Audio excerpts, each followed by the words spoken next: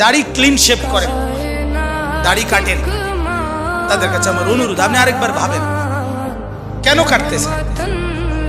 আপনি যদি বলেন হুজুর এটা ছাড়া আর ওয়াজ নাই, না আছে, এইটাও একটা ওয়াজ, আরো আছে, আরো তো কইছি, এতক্ষণ কইছি না তো, আরো কম, অসুবিধা কি?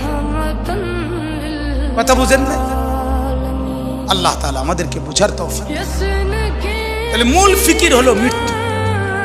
তো বলতেছিলাম, ওই কথাটা শেষ হয়নি।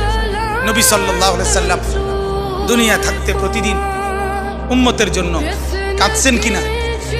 যেদিন দুনিয়া থেকে যাচ্ছিলেন সেদিন ফিকির করছে কিনা?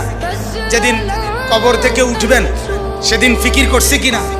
হাসরের ময়দানেও সমস্ত নবীরা, আদম থেকে ঈসা, সমস্ত আম্বিয়া, আউলিয়া, সাহাবা, সমস্ত মানুষ হাসরের ময়দানে জাহান্নামকে যখন আনবে, ওয়াজিআ ইয়াউমাইদিন বিজাহান্নাম, আল্লাহ তাআলা কোরআনে বলছেন হাসরের ময়দানে ফেরেশতারা জাহান্নামকে টেনে হাসরের মাঠে নিয়ে আসবে।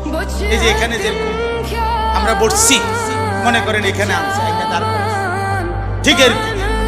ঠিক এর টেনে আনবে, ৭০,০০০ আগুনের শিকল দিয়া বেঁধে জাহান্নামকে আনা।